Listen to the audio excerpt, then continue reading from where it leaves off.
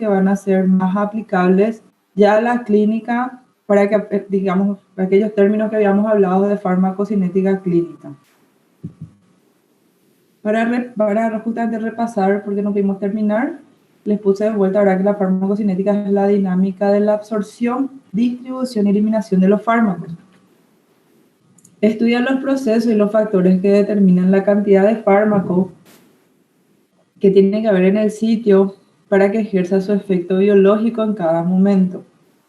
Entonces, vamos a ver también qué es la relación entre la concentración del fármaco y el tiempo.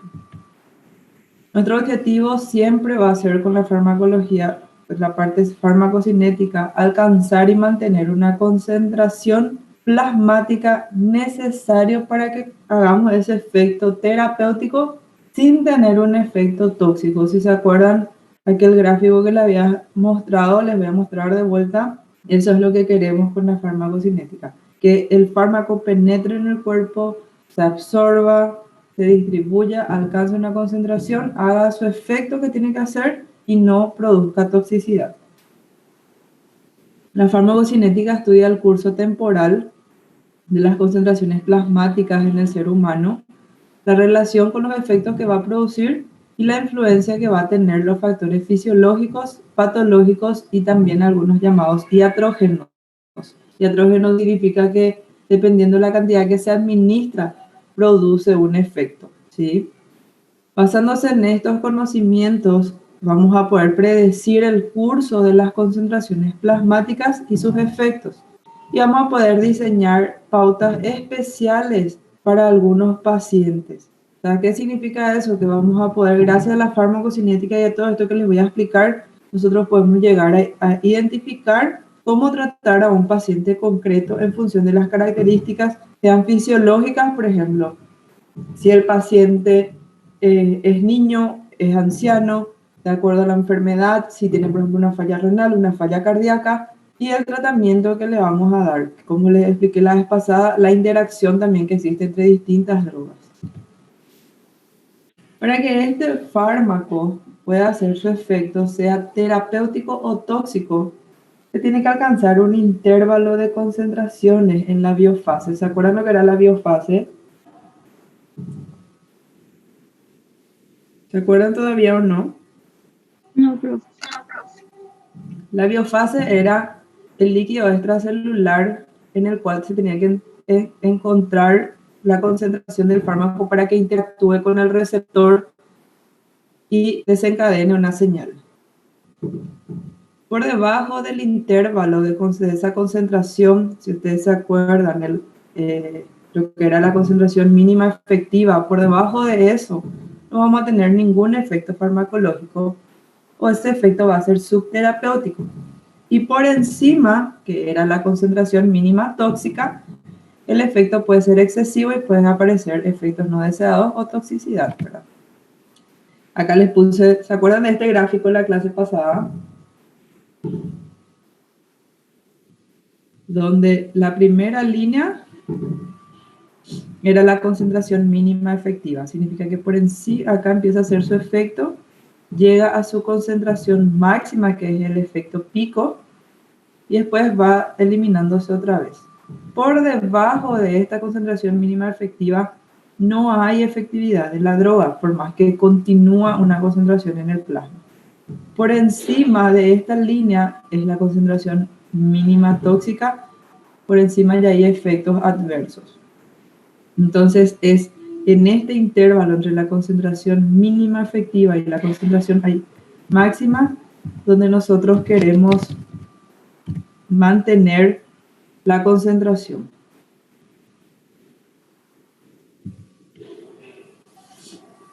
Para recordar también que para que esta concentración llegue, tenemos que administrar primero el fármaco.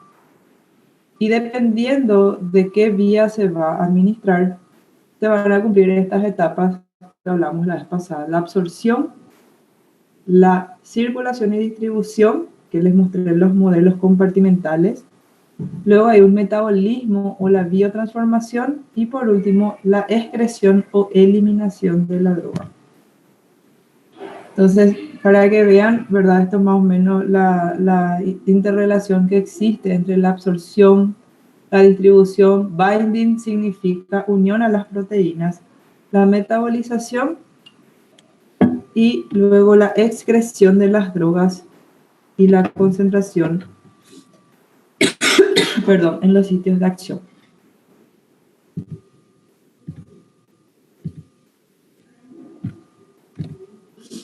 Esto es más o menos para mostrarle, ¿verdad?, cómo va pasando. Recuérdense que primero nosotros tomamos el medicamento, eso todavía no es la fase de absorción. Para que empiece la absorción tiene que llegar, ¿verdad?, al estómago o a los intestinos y de ahí ser absorbido hasta el intersticio de la sangre. Luego hay una distribución en todo el cuerpo, que eso vamos a hablar otra vez de los modelos compartimentales.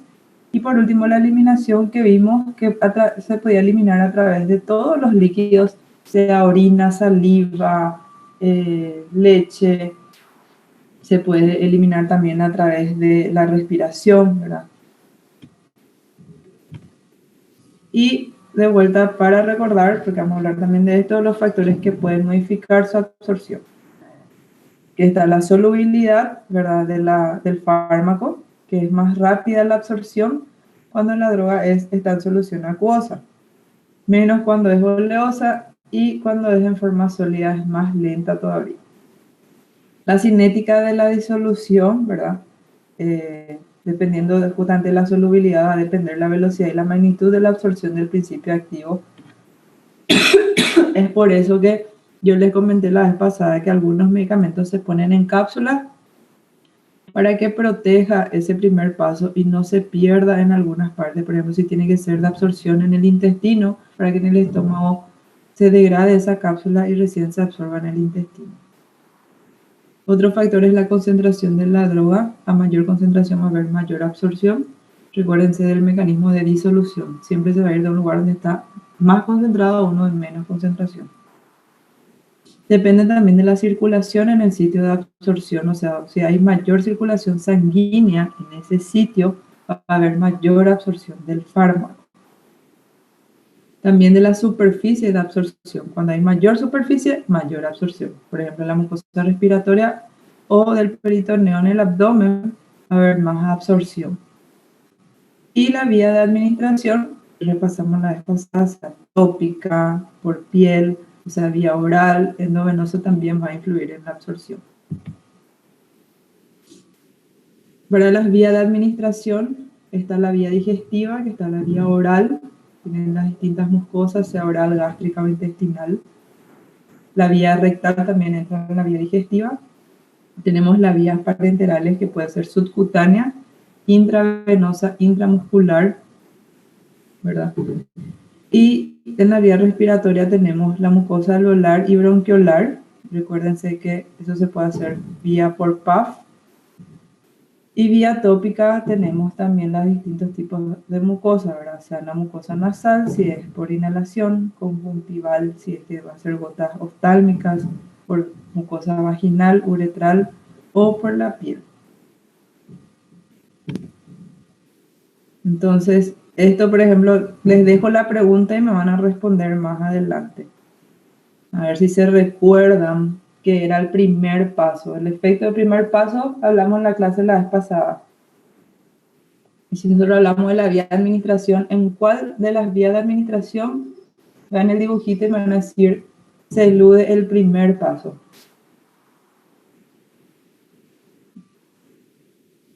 ¿Se acuerdan dónde se producía el primer paso? Profe, en el intravenoso lo que saluda el primer paso. Muy bien. Porque ahí nos va, ¿dónde se producía el primer paso? ¿En qué órgano? En el hígado. Recuerden que en el hígado se produce el primer paso. El efecto del primer paso, ¿verdad?, que es el paso hepático de metabolización, que se absorbe sobre todo en el tracto gastrointestinal por el sistema porta. Ahí es lo que es el efecto del primer paso. Entonces, muy bien, la vianda venosa es la que van a tener no van a pasar ese primer paso. Por eso es que en el primer paso hepático la dosis oral va a tener que ser mayor que lo que es por vía intravenosa. Recuérdense lo que les comparé, por ejemplo, la ciprofloxacina, que la ciprofloxacina por vía oral viene de 500 miligramos, mientras que por vía endovenosa viene de 200 o de 400. Y después viene un mecanismo de clearance, ¿verdad? Digamos, de eliminación presistémica. Esto, la verdad, que le puse más bien para que entiendan nomás cómo se va relacionando el fármaco con el enterocito en el hígado, para que se les fije más nomás ese efecto de primer paso. Y algunos fármacos que van a tener una fracción de absorción menor a 0,5, o sea que es muy bajito esa fracción de absorción, o sea que casi no se van a perder en su primer paso hepático, son estos. Ahí, por ejemplo, tienen la amitriptilina, ¿verdad? El diltiazem, que van a ver que se usa en algunas arritmias, la ketamina, que es es un sedante, se usa en anestesia, la betalol, está la morfina, y la mayoría de estos existen preparaciones por vía oral y por vía endovenosa. Hay otras barreras del cuerpo humano que tenemos que ver porque también va a influir en cuánta concentración llegue finalmente. Y está el aparato digestivo, que es la más antigua, la más segura, la económica, y también la más conveniente, ¿verdad? Porque es por ingestión, digamos. Y ahí tenemos la mucosa oral, la gástrica y la del intestino delgado. Y la vía rectal que vemos, ¿verdad? También es algo fácil de administrar. Y el paso de las drogas se produce por difusión pasiva a través de la membrana epitelial digestiva. Y generalmente es más fácil cuando la sustancia es liposoluble. La mucosa bucal también tiene una vía a través de la sublingual. Van a ver algunas presentaciones, sobre todo de algunos analgésicos que tienen presentación sublingual. Esta vía de absorción es más rápida y generalmente la droga ya va a pasar a la circulación por las venas lingual y la maxilar interna.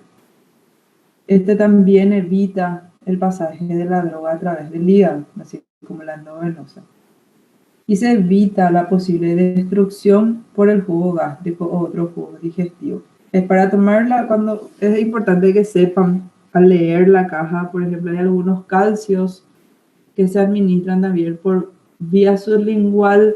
Entonces, en esos casos es importante que se distinga. ¿Por qué? Porque dicen algunas pastillas, ustedes van a ver que dicen pastillas masticables, significa que la mayoría se va a absorber por la mucosa sublingual. Si la paciente, en vez de masticar y dejar en la boca directamente, lo pone en la boca y lo traga como una pastilla, no va a tener la misma efectividad que está calculada para esa droga. La mayoría de las drogas de administración sublingual son pastillas pequeñas que se deben colocar justamente debajo de la lengua directamente. La desventaja que suele producir es el gusto de las drogas, ¿verdad? Que suele tener un sabor medio amargo y picoso, ¿verdad? Que también puede ser irritante. Y algunos preparados, ¿verdad? Como les dije, son la nitroglicerina, el nitrito de amilo, la nifedipina, hay también ketorolac y hay también calcio.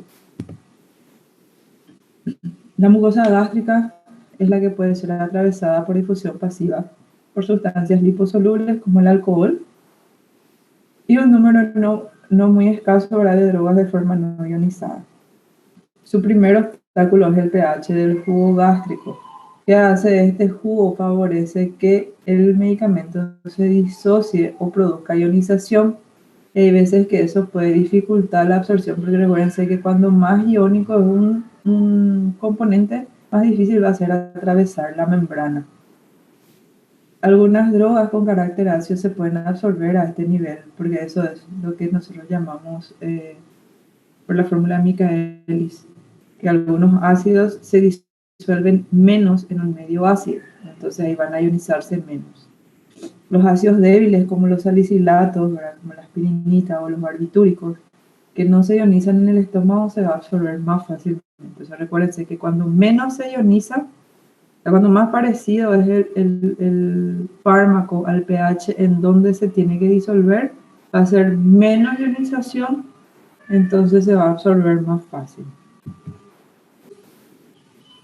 En la mucosa intestinal, todos los fármacos, salvo los que tienen carácter ácido básico muy fuerte, se van a absorber con facilidad. Algunos fármacos, como aquellos que tienen compuesto de amonio, ¿verdad? Los curares, la streptomicina, que no son liposolubles y se van a ionizar mucho, ¿verdad? Porque es un medio un poco más básico que en el estómago no se va a absorber. Algunos medicamentos de naturaleza polipeptídica, o sea que son proteínas, como la insulina, las hormonas del lóbulo anterior de la hipófisis, no se pueden administrar por vía oral porque van a ser hidrolizados. Esta es la razón por la que ahora mismo la insulina se está lanzando una de forma inhalatoria. Pero es la razón por la que no tenemos insulina ni fuera de la levotiroxina, la T4, prácticamente no hay hormonas que se puedan dar de forma en vía oral porque la mayoría son proteínas y se hidrolizan en el aparato digestivo, entonces no se absorbe como hormona en sí, o sea, como su preparación.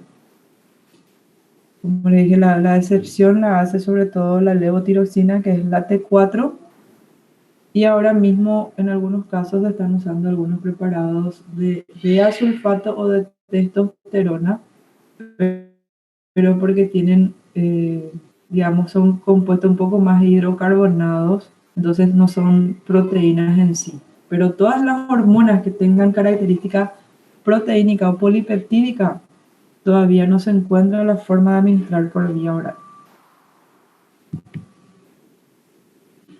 La vía rectal es una vía que usamos, sobre todo cuando hay, por ejemplo, muchos vómitos, náuseas o, por ejemplo, si el paciente se encuentra inconsciente, porque recuérdense que siempre hay que proteger la vía aérea. En caso de que no haya consciente, no se puede administrar nada por vía oral. La absorción se produce a través de las venas hemorroidales superiores, medias e inferiores. Y recordar que solamente las superiores llevan al sistema porta. Las dos últimas van directamente a la cava inferior, entonces también van a pasar en parte, no completamente, pero en parte la influencia hepática. Lo otro que pasa es que se libra también de la influencia del jugo digestivo, o sea, no hay tanto problema esto si se va a ionizar o no el fármaco. La absorción suele ser irregular e incompleta, porque recuérdense que en la vía rectal, en la mucosa rectal, suele haber materia fecal. Entonces, cuando más contactos, digamos, si la ampolla rectal está vacía, es mayor la absorción, porque hay mayor contacto. La vía parenteral, que es la vía endovenosa, lo que más conocemos, la administración es por inyecciones, y ofrece algunas ventajas sobre la vía digestiva. La absorción del fármaco es más rápida, es más segura y completa. La dosis efectiva se calcula con más exactitud. Se evita este paso por los jugos digestivos y también el primer paso por el hígado. Es de gran utilidad en las emergencias porque como va a llegar a una mayor concentración más fácil, actúa más rápido el medicamento. Y en pacientes que están, por ejemplo, en estado de inconsciencia, coma, vómitos, náuseas, diarreas, es lo que va, digamos, permite una mejor administración de esta droga.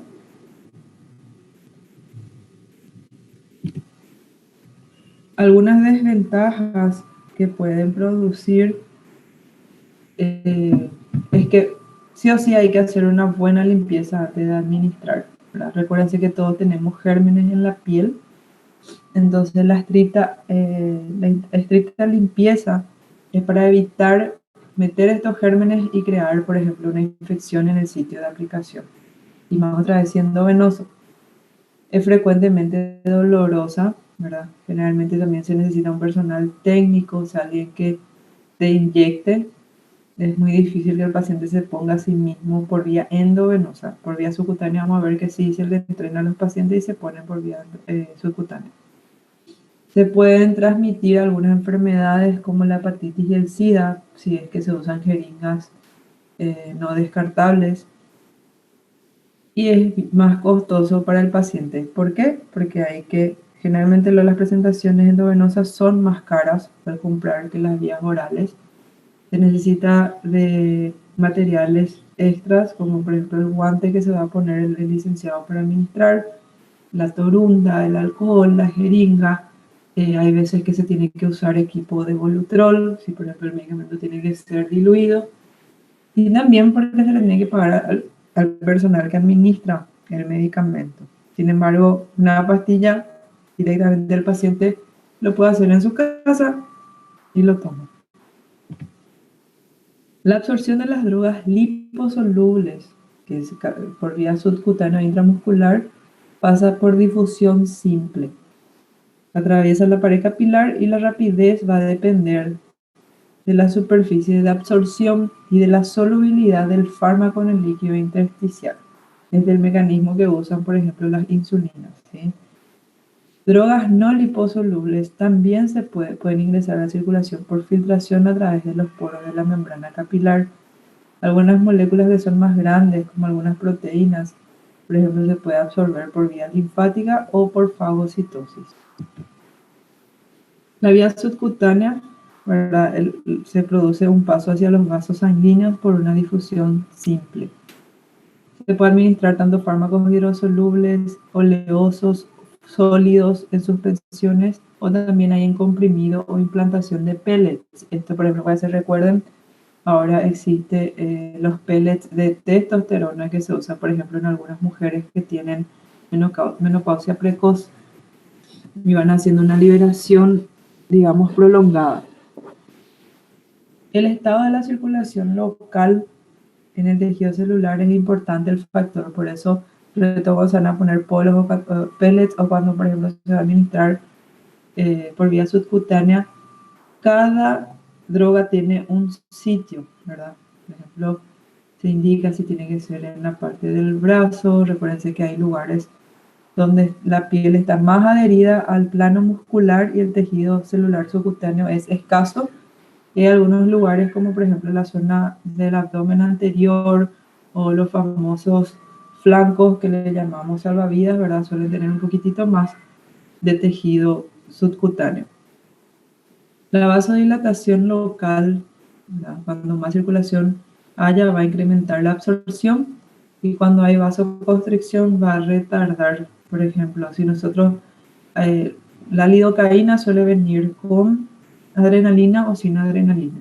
Cuando vamos a usar para una sutura de piel, de algo periférico, se usa sin adrenalina. ¿Por qué? Porque la adrenalina produce vasoconstricción.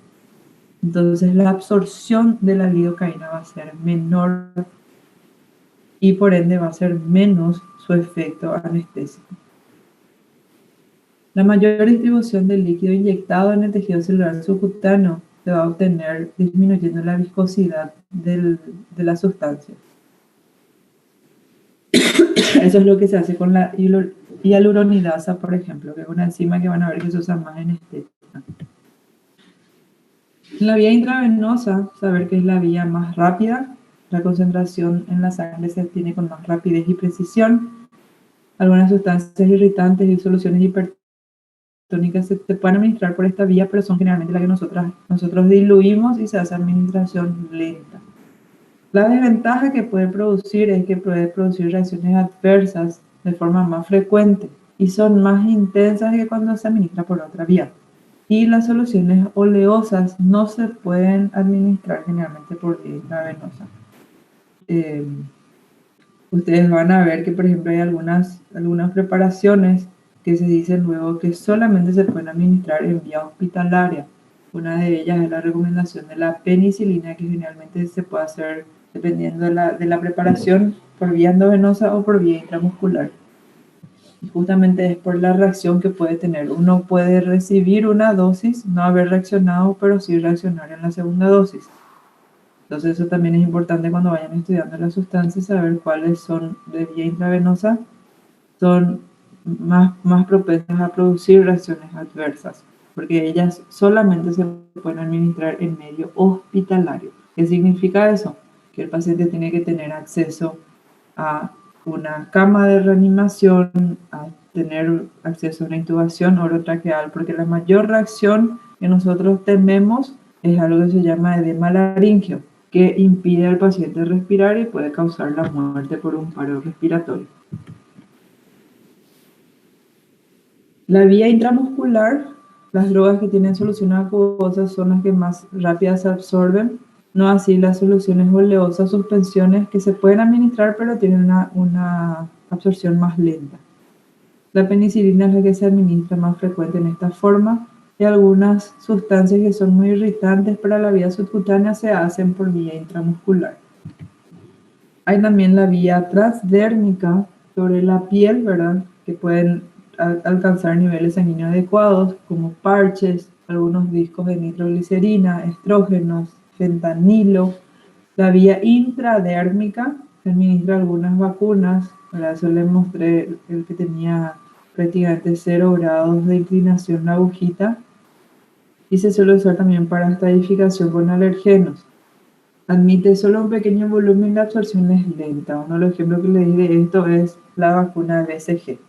La vía intraarterial, generalmente esto es para localizar su efecto en un órgano o tejido particular, se usa más para pruebas que para tratamiento. Y en algunos casos se puede usar para drogas antineoplásicas la vía intraarterial. La vía intratecal, ¿verdad? O intrarraquídea, esto se hace generalmente por punción lumbar. Se utiliza cuando se desea un efecto local y rápido a nivel de las meninges o el eje cerebroespinal, porque habíamos hablado que había la barrera hematoencefálica. Algunos medicamentos no la atraviesan en una concentración óptima. Algunos antibióticos como la penicilina o algunos anestésicos locales para hacer la anestesia raquídea se usan por este medio.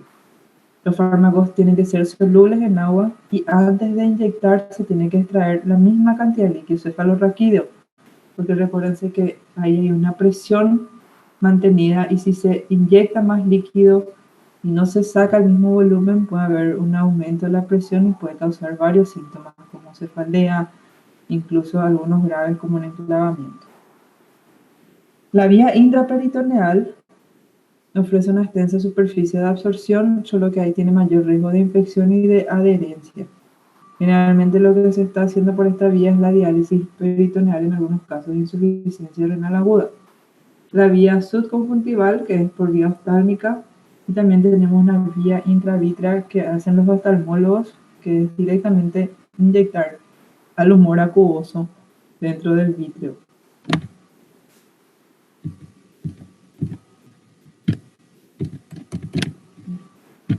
¿Vamos bien hasta acá? Sí, profe. Sí, Sí, profe. La absorción por la vía respiratoria, saber que el acceso a la circulación es rápida. Recuérdense que si se recuerda un poquitito de anatomía, la relación de los alvéolos con sus arterias y sus vasos, hay una gran superficie de absorción, ¿verdad? Recuérdense que el pulmón es así como una esponja con varios alvéolos, entonces cada uno tiene su circulación y hay gran vascularización. La absorción se suele realizar por una difusión pasiva, sobre todo más en drogas liposolubles. Los gases anestésicos se absorben generalmente de acuerdo a la presión de los gases de cada lado de la membrana.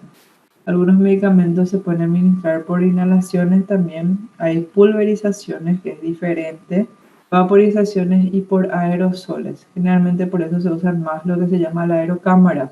¿Por qué? Porque si uno hace el puff directamente en la boca, muchas de estas sustancias, sobre todo las que son pulverizaciones, se suelen quedar adheridas a la mucosa yugal de la boca antes de llegar a la vía respiratoria.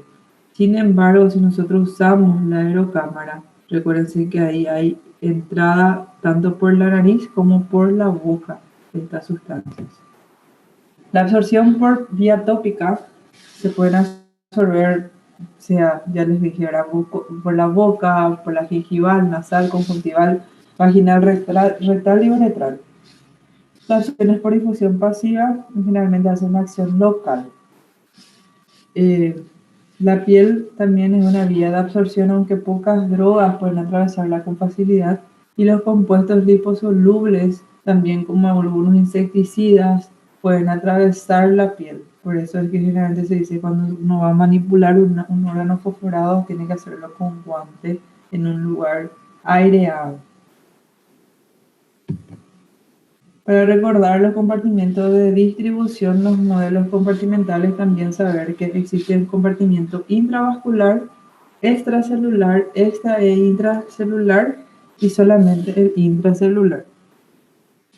Porque vamos a ver que hay medicamentos que tienen distribución solamente en algunos de estos medios o algunos hacen difusión en todos y eso varía los modelos compartimentales que habíamos visto. El compartimiento central es el agua plasmática intersticial e intracelular, ¿verdad? O sea, que es el líquido que está presente en casi todos los tejidos bien irrigados, como el corazón, pulmón, hígado, riñón, las glándulas endócrinas y el sistema nervioso central. El compartimiento periférico está formado por el agua intracelular, que es poco accesible, sobre todo en los tejidos menos irrigados, como por ejemplo la piel, la grasa, el músculo, la médula ósea y algunos depósitos celulares.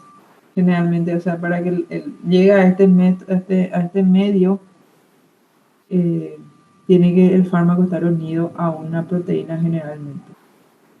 Y el compartimiento periférico profundo son los depósitos tisulares. Para que el fármaco llegue a esto tiene que estar unido más fuertemente y hace una liberación lenta. ¿Se acuerdan de esta imagen? El compartimental, que primero era la imagen antes de administrar, después el fármaco difunde a estos órganos bien irrigados, que como le dije, corazón, riñón, cerebro. Luego hace un equilibrio en el resto del organismo, que es más o menos cuando puede unirse algunas proteínas y difundir al espacio periférico, y después produce una acumulación en algunos órganos donde se fija más fuerte. Les voy a pasar nomás porque ya habíamos hablado la vez pasada de las barreras diferentes y vamos a pasar a lo que es la redistribución de los fármacos. Algunos fármacos, sobre todo aquellos que son muy liposolubles, van a atravesar más fácilmente las membranas lipídicas por difusión pasiva y van a sufrir un proceso de redistribución. Algunos ejemplos son el tiopental barbitúrico, que tiene una acción ultra corta. Después que se administra intravenoso, generalmente rápidamente alcanza una concentración en todos los tejidos cerebrales, produciendo la anestesia. Desarrolla una distribución primaria selectiva y después hace una redistribución. O sea, para que entiendan acá, ¿verdad? Nosotros la administramos, ahí está la jeringa intravenoso, y va directamente al sistema vascular y al corazón, que distribuye tanto, digamos, hacia el cerebro como hacia los órganos. Y los anestésicos parenterales, ¿verdad? Generalmente con cadena aromática como es el tiopental, hace que sea absorbido de forma más rápida, sobre todo en el tejido cerebral, produciendo una acción sedante más rápida. Como ven, hace una concentración más rápida hacia el cerebro. Luego una dosis en bolo significa que una sola dosis que se administra va primeramente a los tejidos altamente irrigados, que son corazón, riñón, cerebro. Y como el tiopental es un compuesto liposoluble, se une más al cerebro y la médula espinal. Produce la anestesia con un solo tiempo, o sea, con el primer bolo que se envía, ya hace un efecto anestésico y después hace una redistribución al resto del órgano y produce una anestesia general. Pero lo que primero hace es una alteración de nivel de conciencia por esa solubilidad que tiene en los tejidos que son más de componente lipídico. Y como les dije, esto es el modelo tricompartimental. Luego los anestésicos van a difundir a los tejidos menos profundidos, como son el músculo, las vísceras, y por último al tejido adiposo, que es el periférico, ¿verdad? Y es más hidrofóbico. La terminación de los efectos de la anestesia después de una dosis es lo que va a reflejar la redistribución fuera del sistema nervioso central antes que sea metabolizado. Entonces ahí van a ver por qué con el tiopental van a ver que primero tiene un efecto sedante, o sea, deprime primero el sistema nervioso central y después se ve el efecto anestésico en todo el cuerpo. El otro método que usaban los fármacos para poder distribuirse era la unión a las proteínas. Recuérdense que la albúmina era la que más frecuente y tenía sitios de unión. Y para recordar también lo que es la vida media plasmática o la vida media de eliminación, que es el tiempo necesario para eliminar el 50% del fármaco administrado. Se puede definir como el tiempo que tarda la concentración plasmática para disminuir su reducción a la mitad. Diferenciar bien la vida media de lo que es clearance o depuración. El clearance o depuración es la eliminación de una droga por unidad de tiempo. La vida media es el tiempo que lleva a disminuir a la mitad de su concentración. El clearance sistémico total es el índice de una droga en la que se va a eliminar por unidad de tiempo, sea por la vía que sea, ¿verdad? Porque les dije que hay drogas que tienen solamente eliminación renal y otros tienen más de una vía. Puede ser hepática, puede ser renal, puede ser por vía respiratoria. El clearance no indica cuánto es la cantidad de droga que se elimina, sino el volumen de plasma que es eliminado de la droga por minuto. Y eso va a depender del órgano en donde se va haciendo esta depuración. Va a depender del clearance renal, del hepático y otros. O sea, en total lo que te va a dar es el clearance sistémico. Recordar lo que es volumen aparente de distribución, que es un parámetro farmacocinético que relaciona la dosis que se administró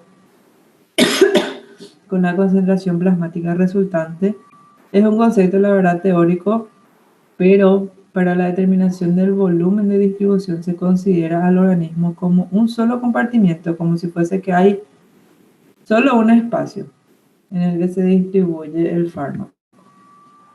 Entonces, para aplicar esto, es lo que nosotros hablamos de los niveles plasmáticos en curva, ¿verdad? Hablamos de la concentración máxima, el tiempo máximo es el que lleva hasta alcanzar esto, y dijimos que la curva por debajo de la concentración mínima efectiva es la curva de eliminación.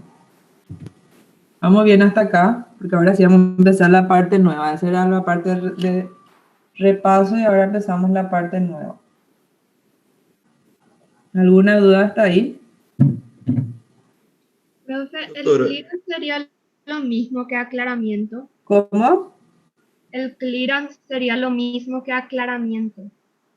Sí, es lo mismo. El mismo término usamos aclaramiento o clearance.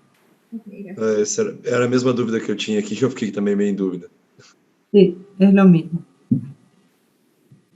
Entonces, ahora vamos a hablar de... estas mis diapositivas le pido perdón, pero pasa que preparé para un congreso, entonces algunos están en inglés, pero le voy a hacer la traducción igualmente. El steady state, ¿verdad? O sea, el estado de concentración sería el steady state, le podemos decir como la concentración que queremos, el estado estable que queremos alcanzar de la droga, ¿verdad? Y esto generalmente nosotros es lo que se va estudiando para saber cuánto y cada cuánto se tiene que dar un medicamento. Es decir, más o menos como decir la concentración que nosotros queremos que se mantenga dentro del organismo mientras estamos haciendo un tratamiento. El tiempo para alcanzar este estado estable va a depender sobre todo de la eliminación de vida media. Así que le dije cuánto tiempo tarda en eliminarse la mitad de la concentración de ese fármaco. Y generalmente es independiente de qué tanta dosis y qué tan frecuente le demos. Por más que parezca medio contradictorio, nosotros tenemos que saber cada cuánto darle, ¿verdad? Y cuánto darle para mantener esto, pero sin embargo, el tiempo que va a permanecer en esa concentración, ¿de qué va a depender? De la eliminación de vida media. Entonces, este es un ejemplo para mostrarles, ¿verdad? La concentración que nosotros queremos mantener es esa curva recta. Esa curva que ustedes ven que está con línea recta en gris es lo que nosotros queremos mantener de su concentración a lo largo del tiempo. Y esas curvas que están en verde son las fluctuaciones que va a ir sucediendo. Porque nosotros le damos la droga, esa droga se absorbe, se distribuye y llega a una concentración máxima, pero después se empieza a eliminar, entonces le volvemos a dar, ¿verdad? O sea, por ejemplo, si yo le doy acá, esto se absorbe, llega a una concentración máxima, se empieza a eliminar, entonces toma otra dosis, vuelve a hacer lo mismo, toma otra dosis y vuelve a hacer lo mismo, y más o menos, dependiendo de su vida media, la concentración estable que haga su efecto va manteniendo esta concentración.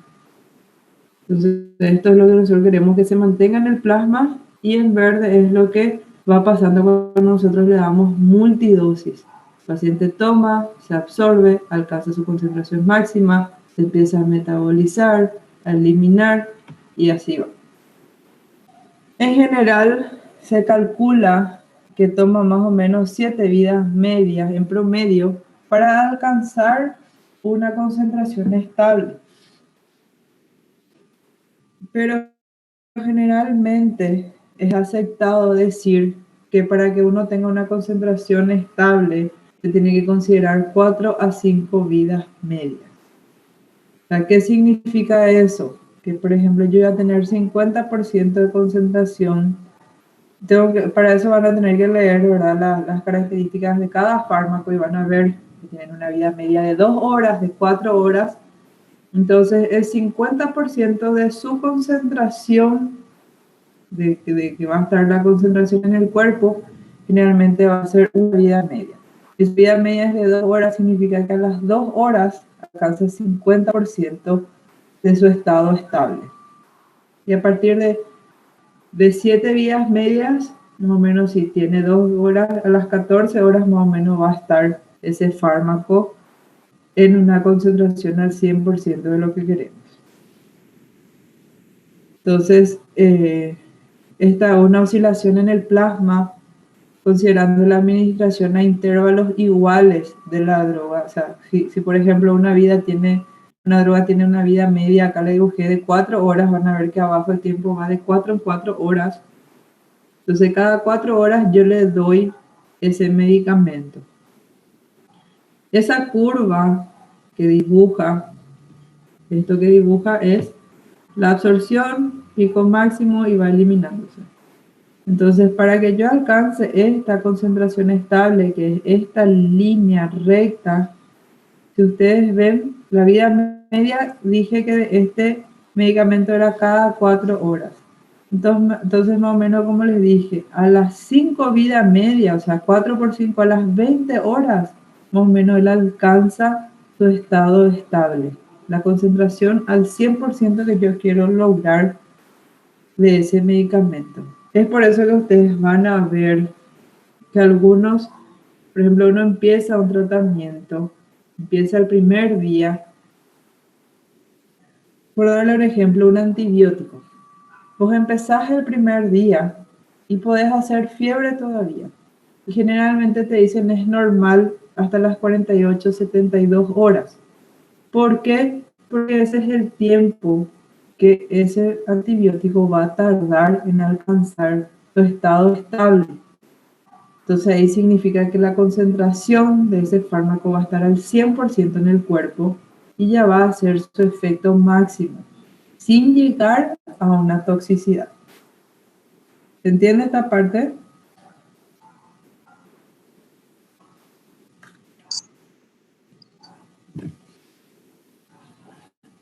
Les dije que le iba a poner algunas pruebas para que estén concentrados. Después de cuántas vidas medias, entonces se alcanza el estado de equilibrio clínicamente. A de 2 a 3 horas, de 2 a 3 vidas medias. B de 4 a 5. C de 7 a 9. D 10 vidas medias. Y E 15,54 vidas medias.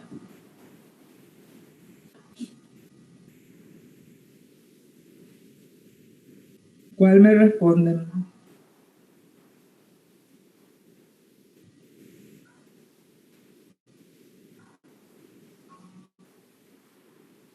Hola, ¿están ahí? Sí, profe, yo no sé responder.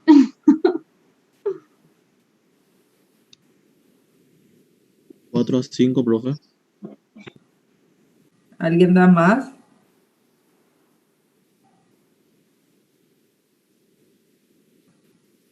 $15.54.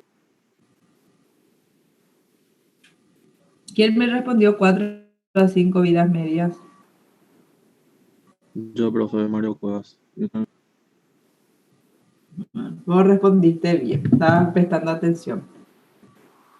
La siguiente pregunta. Una cierta droga X posee una vida media de 4 horas y sufre eliminación renal. Luego de la eliminación de un riñón, o sea, supongamos que el riñón derecho no funciona, tiene algún problema y no funciona. ¿Cuánto tardaría en horas para que esta droga X alcance su estado de equilibrio?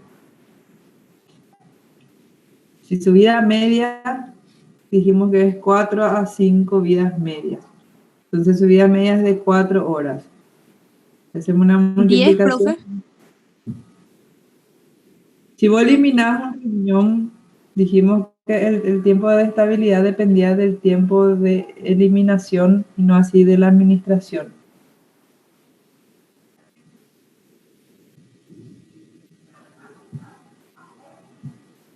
Vamos a seguir la clase. Van a guardar esto, guarden ahí anotadito. Y vamos a seguir y después van a entender por cuánto va a ser la respuesta de esto. ¿Está bien?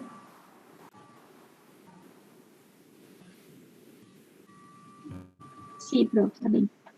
Entonces el efecto para alcanzar la estabilidad en el plasma generalmente tiene que ser considerado 4 a 5 vidas medias para alcanzar el estado estable. En algunas situaciones se tiene que dar una dosis más alta, le llamamos una dosis de carga, para alcanzar esta concentración efectiva en los niveles de sangre de forma más rápida. Algunas dosis de carga generalmente también nosotros damos porque, digamos, la administración va a equivaler a la concentración en plasma del estado estable, ¿verdad? O sea, con una sola dosis nosotros podemos llegar ya a eso, pero para eso se da una dosis de carga. Algunas dosis, ¿verdad?, tienen que ser administradas en el tiempo que dura la vida media de la droga. Y generalmente así, si es así, por ejemplo, una droga tiene vida media de 4 horas, yo le tengo que estar dando cada 4 horas, generalmente, la dosis de carga. Voy a duplicar, o sea, si por ejemplo yo le doy 1 gramo, le voy a dar 2 gramos de carga y la otra dosis voy a usar de mantenimiento. Entonces, este es otro ejemplo para que se vayan entrenando para el examen. Con la dosis de carga que yo quiero conseguir, alcanzar más rápidamente el estado de equilibrio, alcanzar más rápidamente niveles plasmáticos efectivos, aumentar la concentración plasmática en el estado de equilibrio, prolongar la vida media del fármaco, reducir las dosis de mantenimiento o todas. Este le va a facilitar y le va a decir que son todas. Cuando nosotros hacemos una dosis de carga de un medicamento, por ejemplo la difenilidantoína, que es un anticonvulsivante, nosotros hacemos primero una dosis de carga y después se hace una dosis de mantenimiento. Lo mismo pasa con la miodarona cuando hay una fibrilación. ¿Para qué se hace esta dosis de carga? Primero, porque yo quiero que ese estado de equilibrio, que es la concentración del 100%, se llegue más rápido. ¿Para qué? Para que el paciente deje de convulsionar. Necesito alcanzar más rápidamente los niveles plasmáticos efectivos, porque cuando el nivel plasmático efectivo está digamos, es menos la probabilidad de que el fármaco pierda su efecto, y en este caso, si el fármaco pierde su efecto, el paciente puede volver a convulsionar otra vez. Yo necesito aumentar la concentración en su estado de equilibrio, ¿verdad? Y prolongar más la vida media del fármaco, es decir, que ese fármaco deja de hacer acción a las 2 horas. Para que yo no tenga que darle de vuelta el fármaco a las 2 horas, yo hago una dosis de carga. Entonces, el fármaco me va a actuar por más tiempo. Y así también la cantidad que le vamos a dar de mantenimiento va a ser menos, y existe también así la posibilidad de no llegar a una concentración tóxica. La carga de dosis, o sea, la dosis de carga generalmente nosotros vamos a calcular acorde a cuánta concentración en el plasma queremos, multiplicado por la vida, multiplicado por el volumen de distribución, ahora que dijimos que en el cuerpo se toma como uno solo, dividido la biodisponibilidad de ese medicamento. Estas son fórmulas que ustedes tienen que manejar nomás, pero así se llega al cálculo de cuánto es la carga de dosis de este fármaco. Mientras que la dosis de mantenimiento se calcula la concentración en plasma por el clearance, por la eliminación, sobre la biodisponibilidad. En pacientes que tienen falla renal o hepática, la carga de dosis se mantiene la misma. Esto es importante que manejen bien. O sea, si hay un paciente con falla renal o hepática, la carga de dosis va a ser igual que con un paciente que no tenga esta falla. Sin embargo, lo que va a cambiar es la carga de mantenimiento, que va a ser menor. Entonces, para que entiendan un poquitito, esto, por ejemplo, esto es otro tipo que damos, ¿verdad? Que es infusión. La infusión es dar la misma cantidad del fármaco en el tiempo, en un tiempo continuo, para alcanzar este estado estable. La cantidad, o sea, la dosis que se va a hacer de infusión va a determinar este estado estable, y generalmente si uno duplica la dosis, entonces la droga también va a alcanzar un estado estable doble. Para poder aplicar este tipo de administración del medicamento por infusión, generalmente el fármaco tiene que tener una cinética lineal, se llama. ¿Qué significa eso? Que más o menos su vida media es 50% de duración con la administración. Un ejemplo de esto, de la infusión, es por ejemplo la insulina. Para que entiendan un poquitito, si yo al paciente le pongo una vía endovenosa y se pone generalmente por bomba, yo le estoy dando 1 miligramo por minuto, esa concentración estable se va a mantener en 1 miligramo por minuto a lo largo de todo el tiempo. ¿Por qué?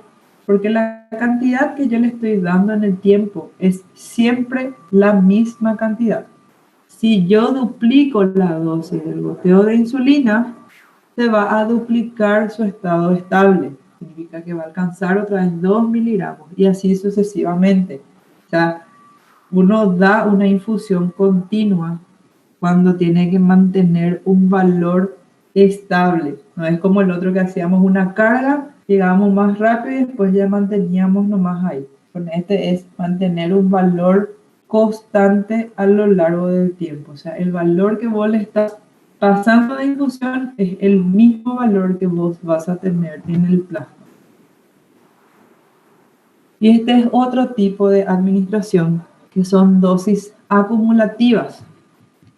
Generalmente este tipo de dosis acumulativas es lo que nosotros usamos con la vía oral sobre todo.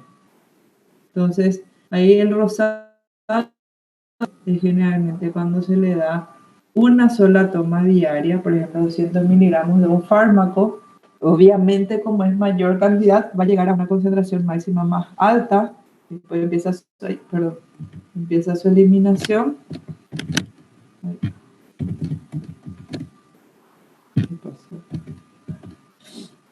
El mismo fármaco, si se le da, por ejemplo, 2 veces al día, pero en la mitad de la concentración va a tener este gráfico que es el verde agua. Y si se toma el mismo fármaco en 4 dosis con menor cantidad, o sea, se llega a la misma cantidad diaria de 200 miligramos, tiene el otro dibujo que es el verde oscuro. Entonces, esto para que ustedes vean cómo va a haber la fluctuación dependiendo de distintas drogas. Generalmente hay drogas que se pueden dar de esta forma. La misma droga ustedes tienen en presentación de una vez por día, de 2 o de 4, variando las concentraciones. Pero el efecto es el mismo. Si ustedes ven la curva general que dibuja, ¿verdad? La concentración se mantiene similar. Y esto es para ver algunas drogas cuando se toma de forma regular, ¿verdad? Cuando se toma de forma regular, ¿cómo se consigue mantener el intervalo de la dosis de forma? O sea, si uno toma de forma regular, dibuja la curva acá, para que es de la concentración estable. Esto le puse solamente para comparar y esta es la curva que va a diseñar si nosotros tomamos de forma irregular un medicamento. Es por eso que muchas veces se pierde el efecto. O sea, estaba tomando regular, se olvidó una toma o 2 tomas, bajó esto sobre el umbral infraterapéutico, o sea que no es efectivo, y después cuando vuelve a tomar, ven ustedes que la concentración se va todavía por debajo, es decir que toma más o menos 2 a 3 tomas para que vuelva a ser efectiva. Un ejemplo de esto para que se les recuerde bien es por ejemplo la toma de anticonceptivos. La toma de anticonceptivos permite una concentración estable de hormona en el cuerpo que inhibe la producción propia de hormonas que regulan el ciclo reproductor femenino. Si uno toma el anticonceptivo a un horario diferente, la curva de concentración de este anticonceptivo no va a ser regular. Entonces, en algunos casos pueden ocurrir algunos accidentes. No siempre, pero pueden. Dependiendo qué tanto tiempo también se esté tomando, porque recuérdense que el estado estable depende de la vida media. Y más o menos la vida media de los anticonceptivos son de 12 horas. Es decir, que a las 24 horas ya va a estar haciendo un efecto terapéutico de ese anticonceptivo de inhibir la ovulación, que es lo que realmente hace. Si uno toma su anticonceptivo 2 o 3 días a la misma hora de forma regular, al tercer día te olvidaste, tomas al cuarto, no hace falta más tomar 2 pastillas, porque generalmente lo que vas a hacer vas a duplicar tu dosis, pero la concentración ya va a bajar por debajo del deseo terapéutico. Entonces, ese mes se puede ovular. ¿Se entiende?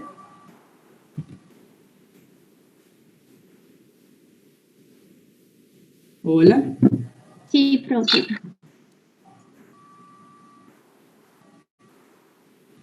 Bueno, ¿les parece hacer un pequeño break de 10 minutitos? Nos conectamos a las 9:15. Sí, Continuamos desde acá.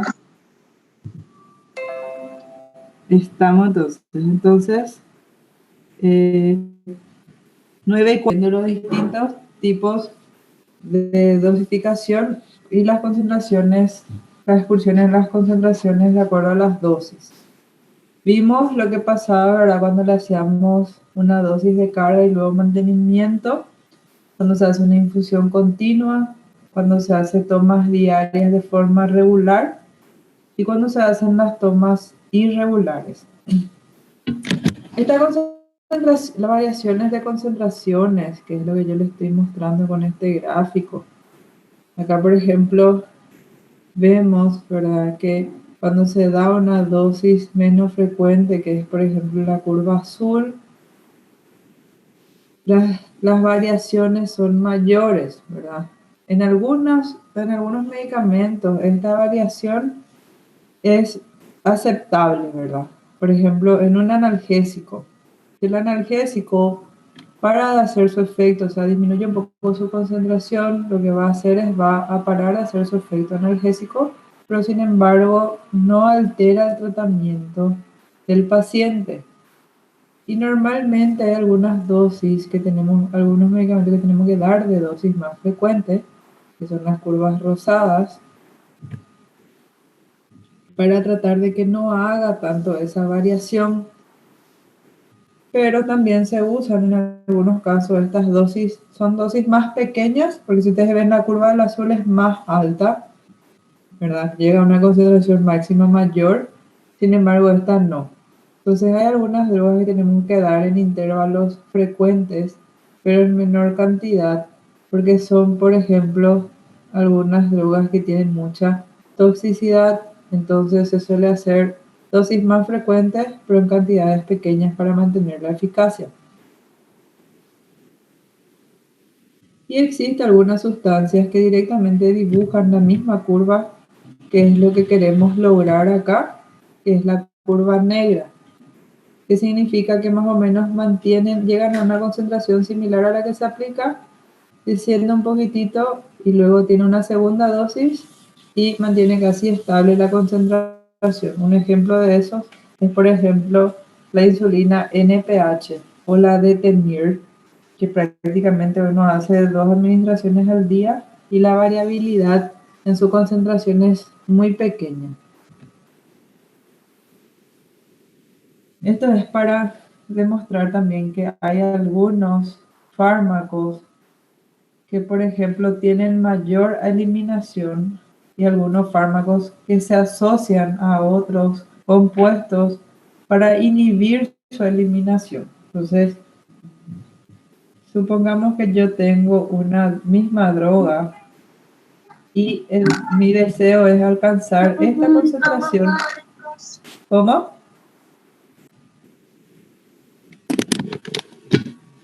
¿Me hablaron a mí?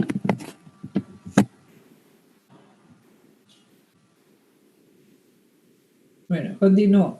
Si yo administro este fármaco, yo quiero alcanzar esta concentración y yo puedo tomar, por ejemplo, otro medicamento que acelere su eliminación, va a pasar esta curva verde acá. Y en algunos casos, como dijimos, por ejemplo, con la penicilina que se asocia a la benzatina lo que hace es inhibe su eliminación, de manera que su eliminación se ve retrasada y la concentración se mantiene por más tiempo. ¿Se entiende esta parte?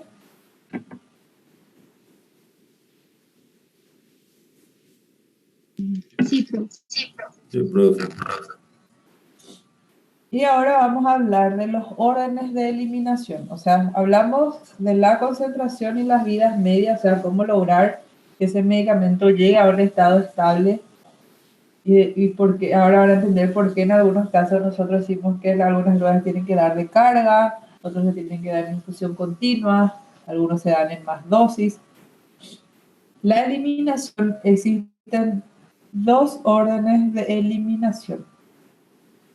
Existe una eliminación de orden 0, donde la constante de eliminación va en relación con la concentración de la droga eliminada por unidad de tiempo.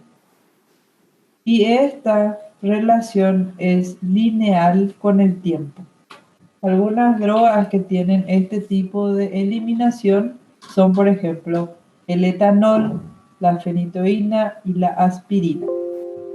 Y existe lo que se llama eliminación de primer orden, que la eliminación es proporcional a la concentración de la droga, ¿sí?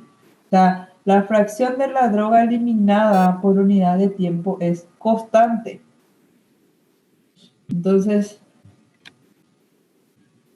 acá les muestro, perdón, no sé por qué está tan sensible el computador. Acá hay la comparación de la eliminación en primer orden y la eliminación de orden 0. Si ustedes ven el de la derecha, la eliminación de orden 0 siempre es constante la cantidad que se elimina de la droga en un mismo tiempo. Sin embargo, si ven en el de primer orden, ven que en la primera hora es prácticamente la mitad y en la segunda hora es la mitad de la mitad. O sea, es proporcional a la concentración que tiene el fármaco. ¿Sí?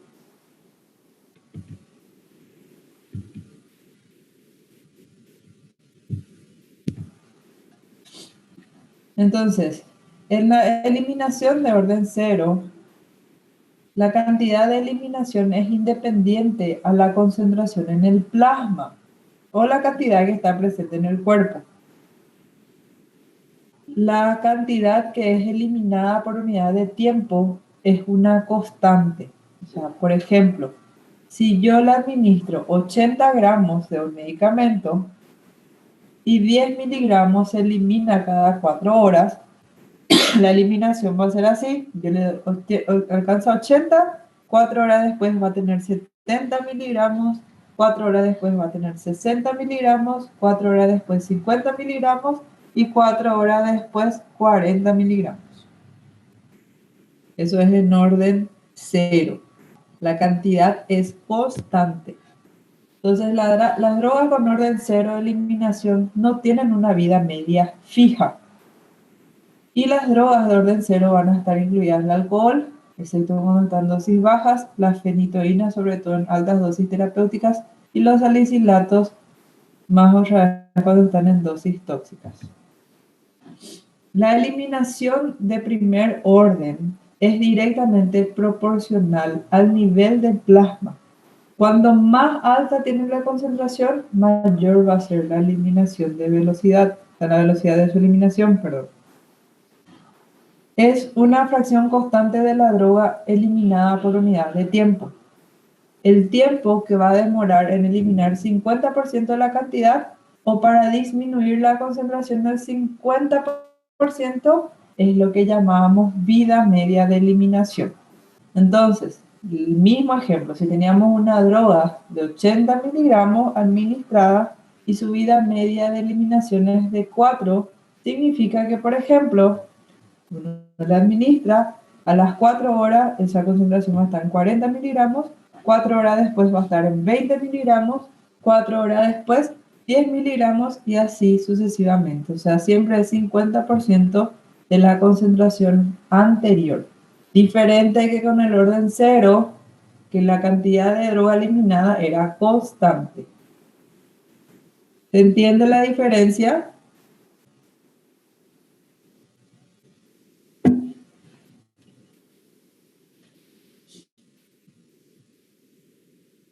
Hola, ¿están ahí?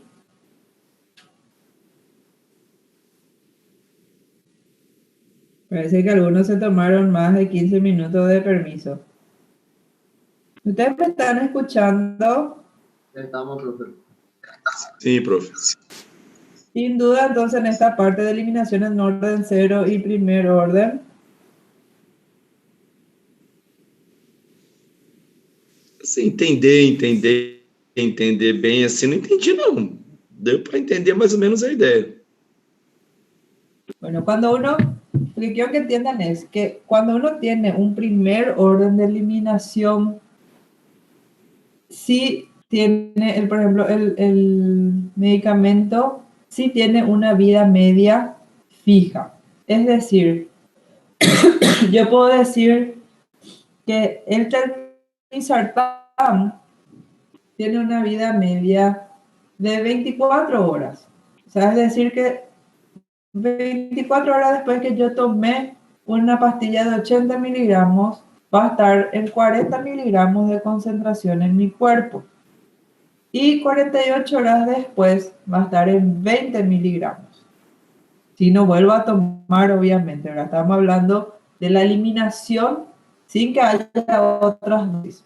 Una sola droga, una sola toma, ¿en cuánto tiempo? El orden de eliminación es para que ustedes sepan en cuánto tiempo una droga va a salir totalmente del cuerpo. El alcohol, por ejemplo, como di en el ejemplo anterior, ¿verdad? De orden cero, no es de primer orden. El alcohol se elimina en una cantidad constante en el tiempo. No es que tiene una vida media. Yo no puedo decir, por ejemplo, 2 gramos de alcohol, su vida media del alcohol es 3 horas, entonces a las 3 horas, si vos tomaste y llegaste a 2 gramos, vas a tener 1 gramo. No. En el orden cero, la eliminación de ese fármaco es constante. O sea, significa que si su constante de eliminación es de 10 gramos, significa que en la vida media, si son 2 horas, a las 2 horas yo voy a tener 10 gramos menos. O sea, si yo tengo 20 gramos, va a pasar a ser 10 gramos. No se va a eliminar el 50%, sino que siempre es, acá miren la parte de abajo, solamente la partecita de abajo. En un orden cero, en la eliminación de 10 gramos es cada 4 horas. O sea que cada 4 horas que yo le controle, 10 gramos lo que va a eliminar de esta droga.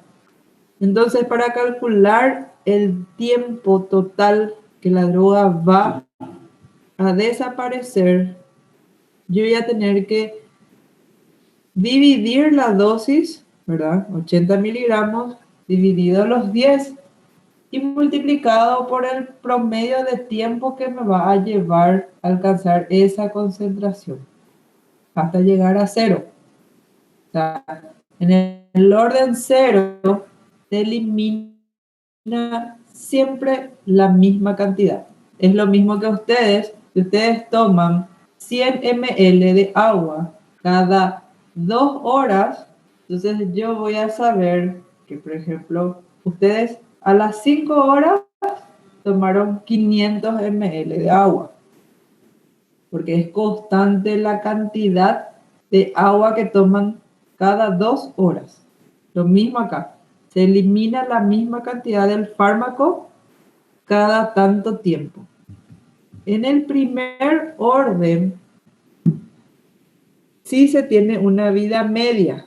Y vida media hablábamos de cuánto tiempo lleva a disminuir a la mitad, el 50% la concentración. Es decir, yo puedo decir que ustedes 2 litros de agua en su casa mantienen en promedio en una vida media de 6 horas. Significa que a las 6 de la mañana ustedes tienen 2 litros. Al mediodía, 6 horas después, ustedes van a tener 1 litro, 50% del valor. A las 6 de la tarde van a tener 500 ml, 50% de lo que tenían al mediodía. Y para las 12 de la noche van a haber terminado ese 2 litros, porque ahí va a ser la mitad otra vez. ¿Se entiende ahora o no? Sí, profe. Agora sim, agora sim. O sea, recuérdense Profe. nomás, primer orden, si hay vida media fija. En orden cero no hay una orden media fija porque es constante lo que se pierde. Te vuelvo a mostrar este gráfico para que se recuerden. En el orden cero se va a eliminar siempre la misma cantidad del fármaco. Siempre lo mismo.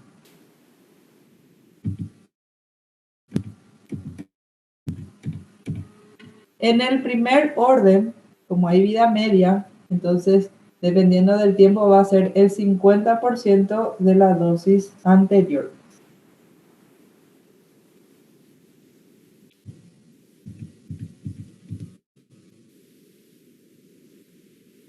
La mayoría de los fármacos tienen una eliminación de primer orden, o sea que ellos tienen una vida media. La velocidad disminuye a medida que los niveles plasmáticos se reducen, porque como les dije, en el primer orden, cuanto mayor es la concentración, mayor es la eliminación.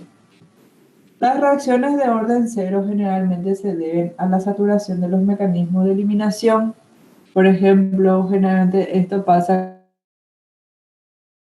cuando las drogas que son metabolizadas y tanto la eliminación como las drogas, la concentración de estabilidad de las drogas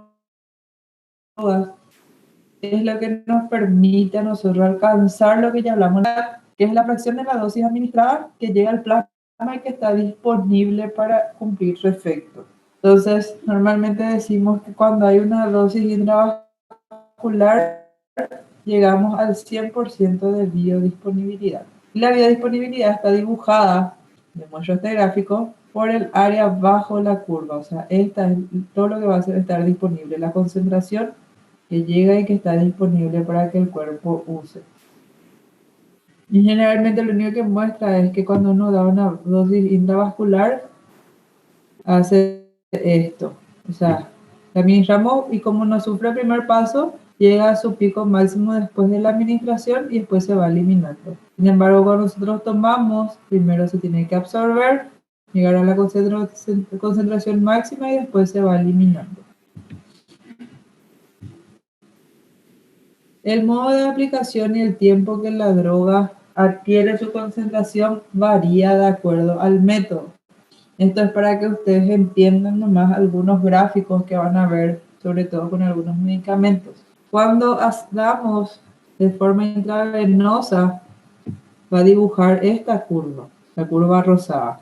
O sea, desde que uno administra, se considera obviamente como uno directamente ya pasa al plasma, ¿verdad? O sea, la sangre del medicamento. Entonces, desde su administración, alcanza el 100% de la concentración y después se va eliminando.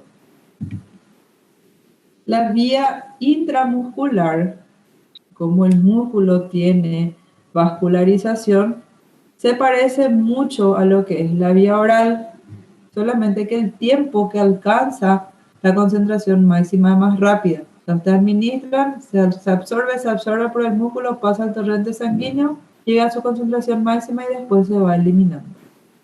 La subcutánea, como los capilares son un poquitito más pequeñitos, tarda más en llegar a su concentración que la intramuscular. Llega acá y después se va eliminando. Y la vía oral tarda más que cualquier vía inyectable en llegar a su concentración máxima y después se va eliminando. Entonces, como ustedes ven, el más efectivo y más rápido es la vía intravenosa, pero así también es la que más rápido se va metabolizando. Y para recordar también la bioequivalencia, que es lo que quedó al final de la presentación anterior, la bioequivalencia es comparar dos fármacos para ver si ellos tienen la misma biodisponibilidad y la misma absorción. O sea, los dos fármacos tienen que estar de la concentración disponible en el tiempo disponible similar para el cuerpo. Entonces acá, por ejemplo, este gráfico es lo que se usa para comparar, por ejemplo, sería una marca A y una marca B, para ver si son bioequivalentes o no. Y dijimos que en la bioequivalencia puede haber una variación de más o menos 20%.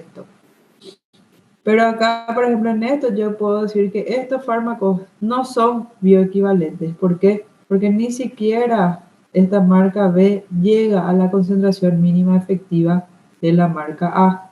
Entonces, este gráfico por lo menos tiene que ser similar. En algunos casos lo que pasa es que llega, por ejemplo, se absorbe más tarde, pero tiene que por lo menos llegar a la concentración mínima efectiva para decir que son bioequivalentes.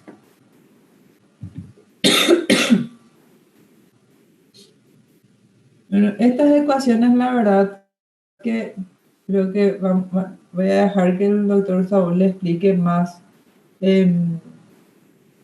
farmacodinamia, porque la verdad que se usan más en farmacodinamia, pero son ecuaciones que nosotros usamos para calcular más o menos cómo vamos a dar las dosis simple, ¿verdad? Que va a depender sobre todo del volumen de distribución, que generalmente está dado por la distribución y el clearance, ¿verdad? La distribución dividida es el clearance. La vida media, que como dijimos, para alcanzar la vida media en general, en algunos casos toman 0,7 de la vida total, pero con que ustedes se recuerden que para la estabilidad de una droga tenemos que pasar 4 a 5 vidas medias, ya estoy feliz. Y el clearance de creatinina, saber que se da por la constante de eliminación por el volumen de distribución. La verdad que estas ecuaciones, como les dije, voy a pedirle al doctor Saúl que les aclare más, porque acá tiene que entrar más de farmacodinamia sobre todo. Gracias y esperemos continuar ya con los siguientes fármacos. Entonces ahora quiero que